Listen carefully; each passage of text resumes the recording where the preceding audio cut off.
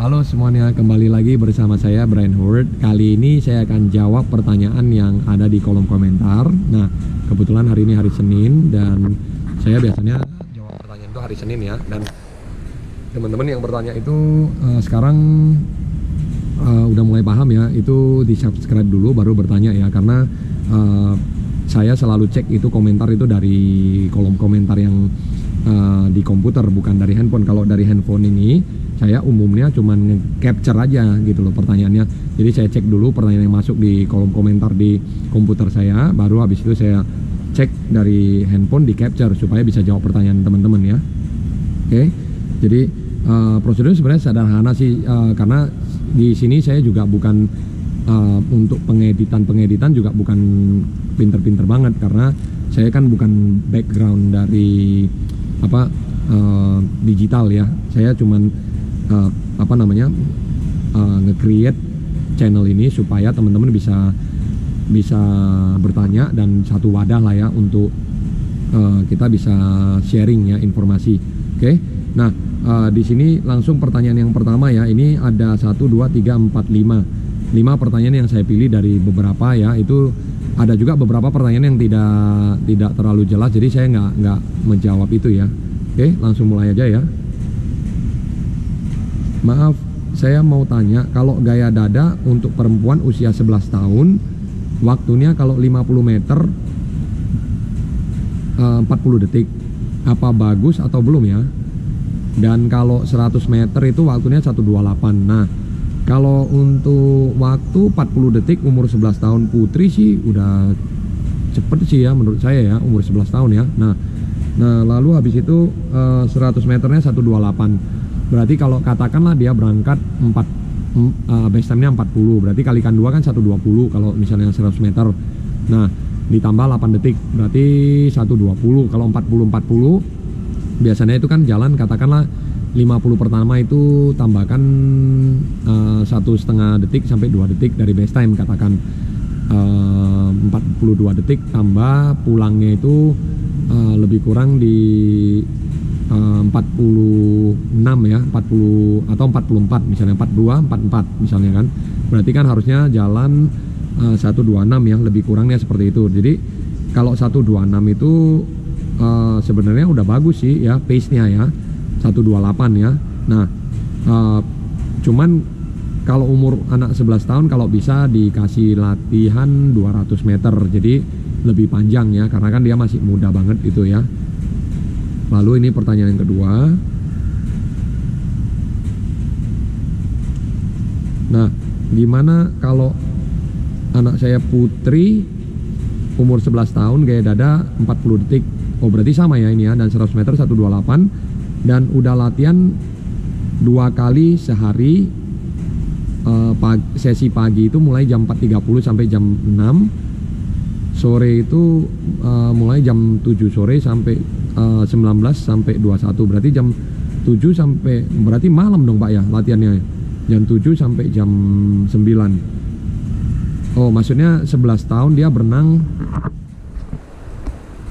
11 tahun putri dia udah berenang 50 meter gaya dadanya 40 detik dan 100 meter gaya dadanya 128. Tapi latihannya 2 kali sehari, berarti seminggu itu lebih kurang 12 kali latihan gitu Pak maksudnya ya.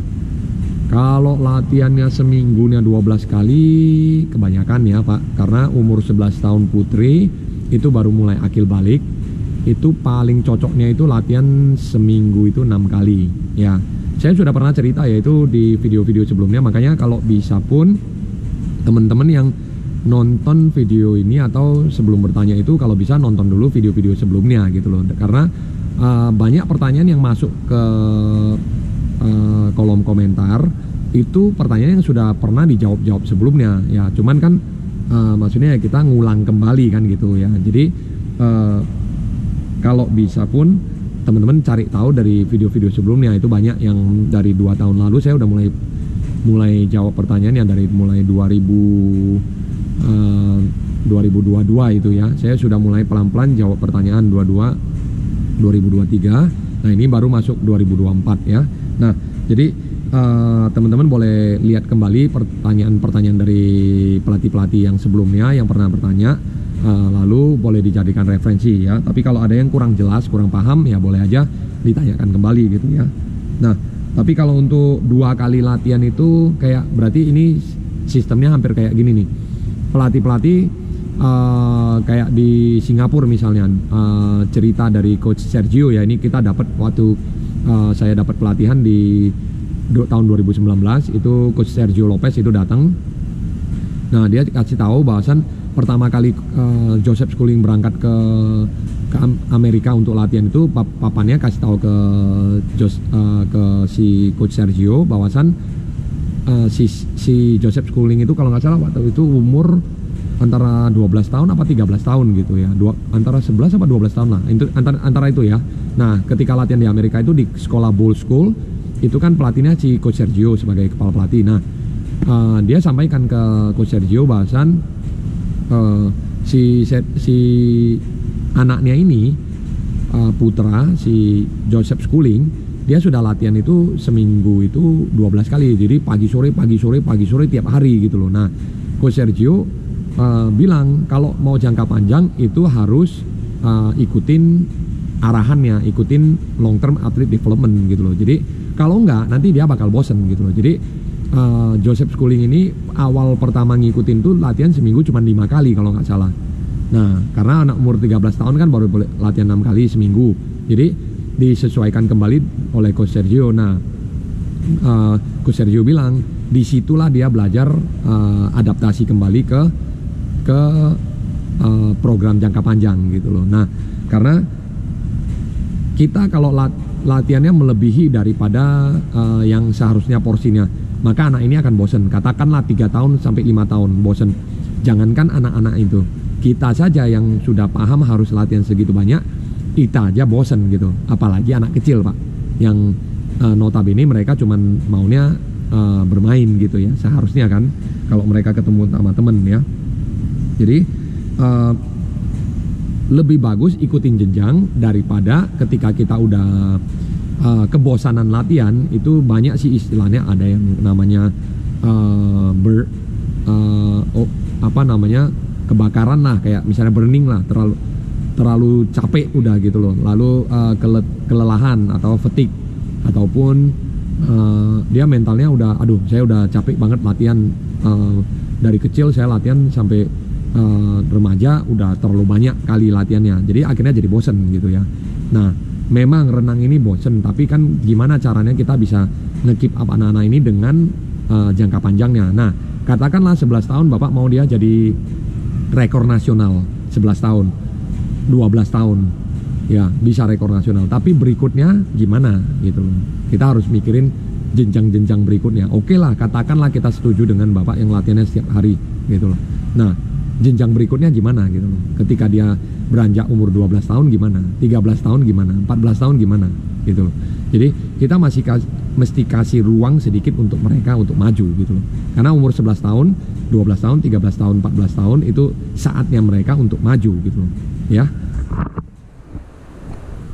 Nah, makanya dari kecil usahakan ikutin yang namanya jenjang long term athlete development. Jadi ketika mereka bisa prestasinya bertambah tahun bertambah maju, berarti itu mengikutin yang namanya tangganya gitu loh. Kalau nggak ngikutin tangganya langsung naik ke atas ya akhirnya nanti dia stuck, dia juga udah bosen ya, dia turun lagi gitu loh ya. Prestasinya maksudnya ya. Karena prestasi ini naik turun itu biasa, tapi kalau selalu dia turun 3 tahun, 4 tahun, 5 tahun dia selalu turun ya, dia pun bosen juga, nggak bisa dapat best time ya. Akhirnya dia putus asa gitu loh ya. Nah, lalu berikutnya adalah pertanyaan yang ketiga ya di sini. Nah, bagaimana mohon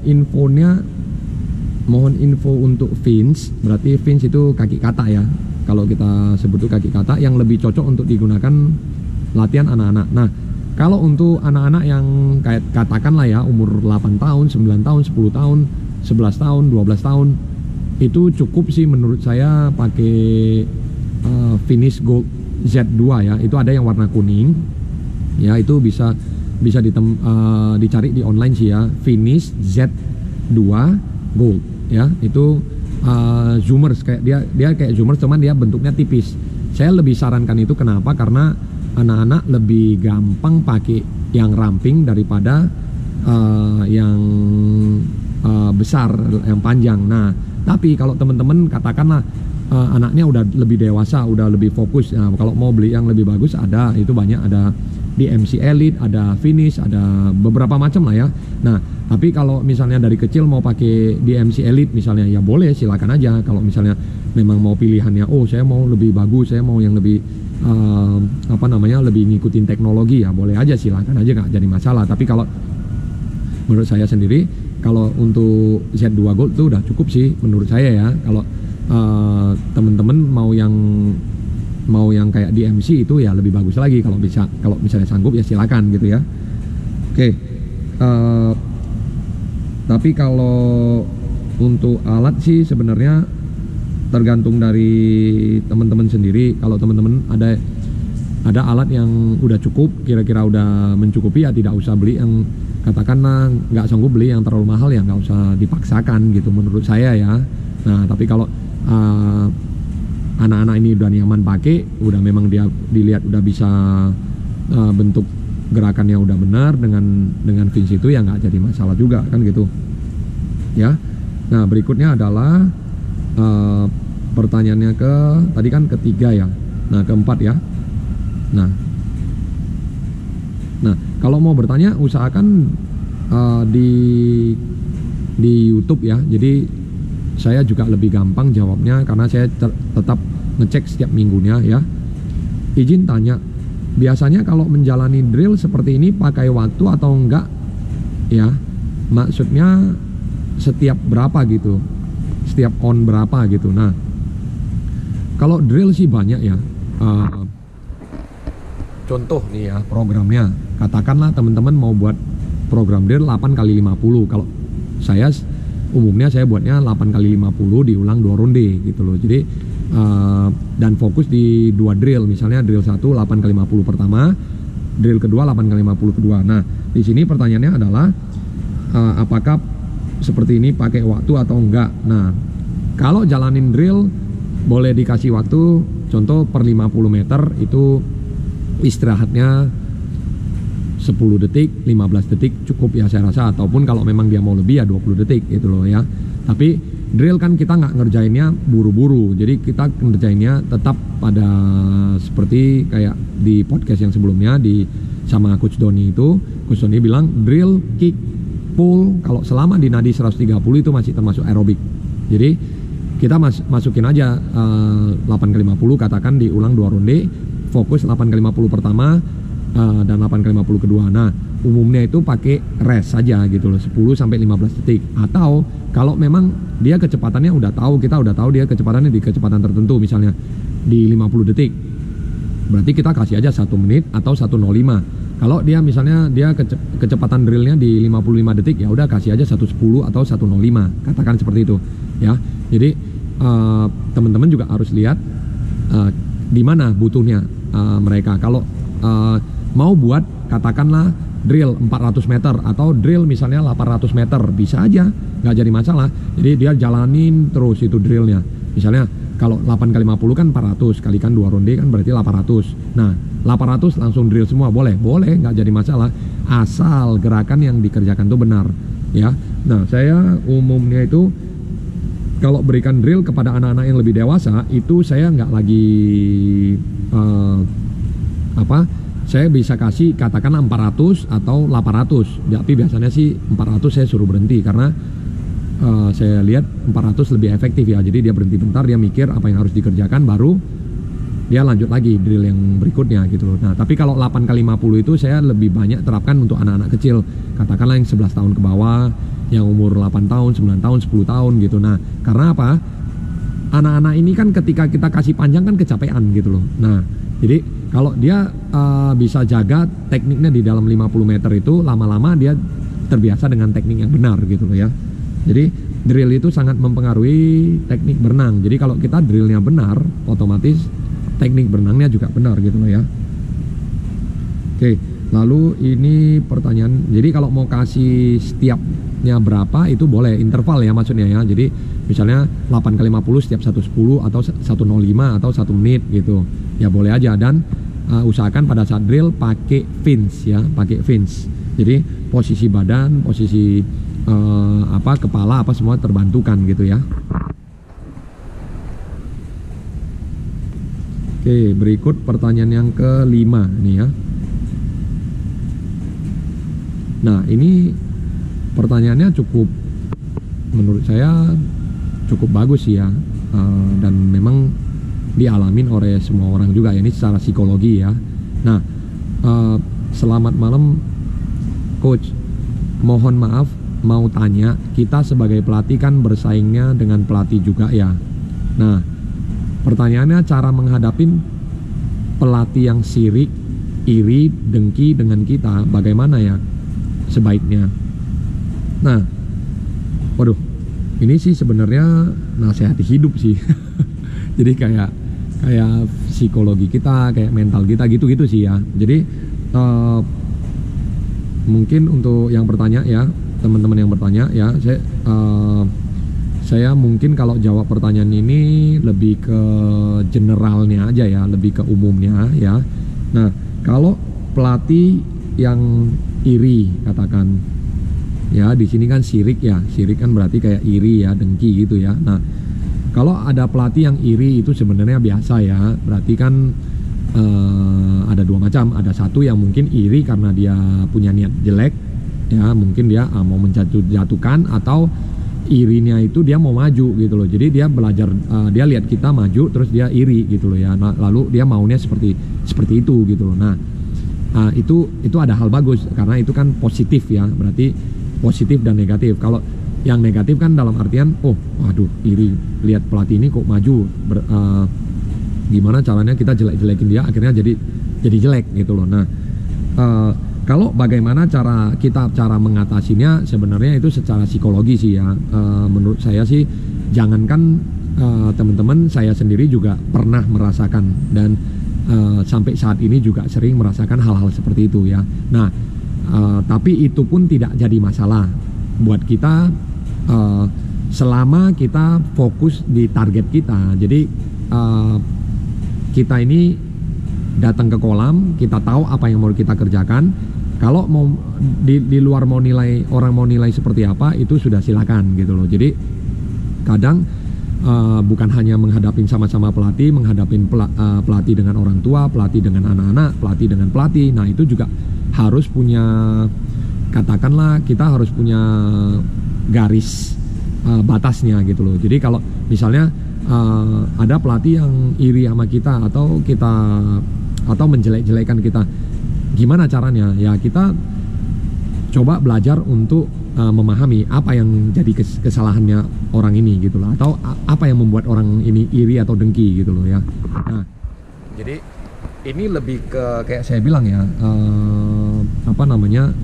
nasihat hidup ya, kayak misalnya opini lah ya. Nah, kalau saya sarankan lebih fokus ya ke target kita ya. Dan ini umumnya pada saat di kepelatihan pun biasanya tidak terlalu dibahas sih ya. Jadi persaingan itu biasa ya, wajar sekali. Mau yang iri, mau yang dengki, mau yang sirik, mau dia jelek-jelekan, itu sangat umum sekali ya. Karena apa? Ya tentu kalau kita mau maju itu gak gampang ya, nggak hanya membalikkan tangan aja. Kita sebagai pelatih juga kita diuji mental terus gitu loh. Jadi apakah kita bisa menciptakan atlet kah? Apakah kita bisa, dalam artian kita bisa buat atlet kita berprestasi, kita bisa tunjukin ke orang nggak? Karena kan setiap atlet itu juga berbeda-beda yang dipegang gitu loh. Jadi mungkin kemungkinan besar ketika kita beruntung mendapatkan atlet yang lebih bagus, ya kita bisa jadi maju gitu loh. Tapi kalau kita tidak mendapatkan materi yang bagus, kita gimana? Kayak misalnya kue lah misalnya, atau misalnya mobil. Kita misalnya ngendarain mobil yang cc kecil dengan cc gede misalnya, atau kita katakanlah buat kue aja ya materinya. Kalau materinya yang materi biasa kan kita mau ngolah sampai seperti apapun sulit gitu loh. Tapi kalau kita beruntung dapat materi yang katakanlah bahan-bahan yang bagus, kayak bahan-bahan kue yang bagus ya, otomatis kuenya juga jadi bagus gitu loh. Jadi itu yang menurut saya harus dipelajari dulu. Maksudnya iri dan dengkinya ini di mana gitu loh ya. Apakah ketika atlet kita bisa berprestasi mereka iri sama kita atau gimana gitu loh. Nah, tapi satu hal lagi yang paling penting adalah kita harus fokus ke apa yang kita ajarkan. Misalnya teman-teman ini asik ngejelek-jelekin terus ya, kayak dulu misalnya ya di Wahoo ya, jujur aja mungkin ini sedikit agak buka ya, saya nggak pernah cerita juga ke tempat-tempat lain. Di Wahoo kita waktu itu diisukan misalnya pelatihnya nggak peduli lah, inilah itulah gitu ya. Nah ya kita boleh dengar ya, kita serap, kita sebagai seseorang itu, individu itu, apa yang masuk ke kita maupun negatif positif kita harus bisa jadi pengetahuan kita. Nah akhirnya dijelekin sama orang tua dan menjadi kita menjadi tidak punya atlet gitu loh ya. Dan saya boleh bilang itu di titik terendah lah ya. Nah jadi datang latih itu yang latihan tiba-tiba nggak ada yang datang, nanti tahu-taunya yang datang hadir cuma 1 orang. Nah itu kita udah coba untuk kasih waktu tapi masih tetap seperti itu gitu loh. Nah semenjak itu saya langsung berpikir bahwasan kita harus ada atlet yang dari bawah tuh, dari nol. Jadi kita nggak bisa katakan berharap atlet lain pindah ke tempat kita gitu loh. Nah jadi tapi apa, kita harus punya target dalam waktu 2 tahun, 3 tahun, 4 tahun kita harus bisa nge-pick up balik apa yang kita harus bisa buktikan balik, apa yang diomongkan oleh orang tua itu kita bisa menepis gitu loh ya, ibaratnya gitulah ya. Jadi dengan pembuktian, dengan berjalannya waktu baru bisa membuktikan kepada orang tua ataupun pelatih lain gitu. Nah jadi kalau iri, dengki ataupun sirik itu banyak ya, tinggal tergantung kita apakah kita mau fokus ke target atau enggak gitu loh. Kalau kita mau fokus ke target, kita singkirkan yang namanya teman-teman yang iri lah, benci lah, yang inilah ya, kita tetap ada ya. Ini sangat manusiawi lah ya. Jangankan teman-teman, ketika saya melihat pelatih lain yang lebih bagus, kenapa dia bisa atlet, saya aja pengen belajar terus gitu loh. Nah saya aja pengen ketahui terus kenapa ya. Nah dengan cara apa, teman-teman yang iri, dengki itu bagus ya, karena mau maju kan, tapi cari tahu gitu loh, jangan juga nggak sampai bicara sampai membenci orang itu gitu loh. Nah kita harus cari tahu kenapa, apa yang diberikan, dan kita olah lebih banyak, kita mendapatkan lebih banyak informasi, itu jauh lebih bagus daripada kita itu menjelekkan satu orang ataupun menjelekkan pelatih ini, menjelekkan pelatih itu gitu loh. Nah karena kita tidak butuh yang namanya terlalu banyak negatifnya gitu loh. Kita butuh sama-sama ngobrol, bekerja yang baik. Kita pikirkan gimana cara kita bisa ngembangin atlet ini, karena teman-teman kalau bisa ada atlet yang bagus pun, kalau misalnya dikasihkan ke saya belum tentu bisa jadi bagus gitu loh. Nah latihan di saya pun bagus, belum tentu di latihan di teman-teman bisa jadi bagus gitu loh. Nah ini yang harus dipahami. Jadi jangan hanya iri-iri asal iri aja, atau dengki asal dengki aja. Tapi kita harus pahami kalau atlet ini latihan di kita juga belum tentu bagus. Nah salah satu contoh ada barusan ini ya, ada atlet yang mau coba tes latihan di Wahoo, tapi sama pelatihnya dihadang gitu loh.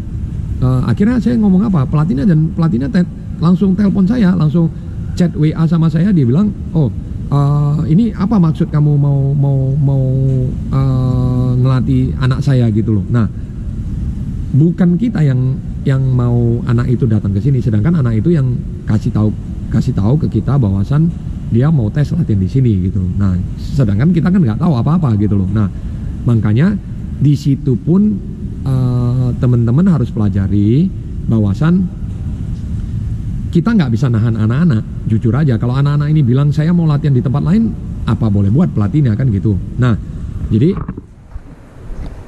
makanya di sisi lain juga atlet ini adalah yang menentukan gitu loh ya. Kita pelatih, kita boleh men-sharing, tapi kalau ketika pemilihan anak itu maunya ke pelatih A atau pelatih B, itu silakan, nggak nggak mesti harus rebut-rebutan. Saya jadi ini, saya jadi itu. Tapi kalau misalnya kita merasa kita bisa latih dia dengan ini, kita kasih tahu sama dia, kalau memang dia yakin dengan kita ya silakan gitu loh ya. Jadi ini mungkin agak panjang ya jawabannya, tapi menurut saya pemikiran pelatih ini harus terbuka. Kita bukan kita mau nanti ketika kita lomba sama-sama keluar misalnya ke Pulau Jawa, itu kita udah bisa kelihatan semua gitu loh ya, Mel, siapa yang lebih bagus, siapa yang nggak bagus gitu loh ya. Jadi pemikiran pelatih harus terbuka supaya iri dengki ini tidak terjadi gitu loh ya. Tapi bukan maksudnya nggak boleh karena kan positif ya. Kalau positif kan mau maju ya. Oke, mungkin ini aja video kali ini.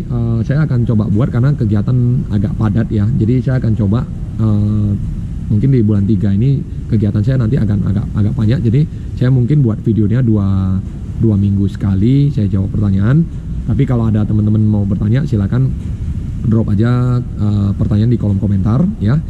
Oke, mungkin itu aja video kali ini. Jangan lupa berikan kritik dan saran di kolom komentar. Saya Brian Howard, sampai jumpa di video berikutnya. See you in the next video. Bye.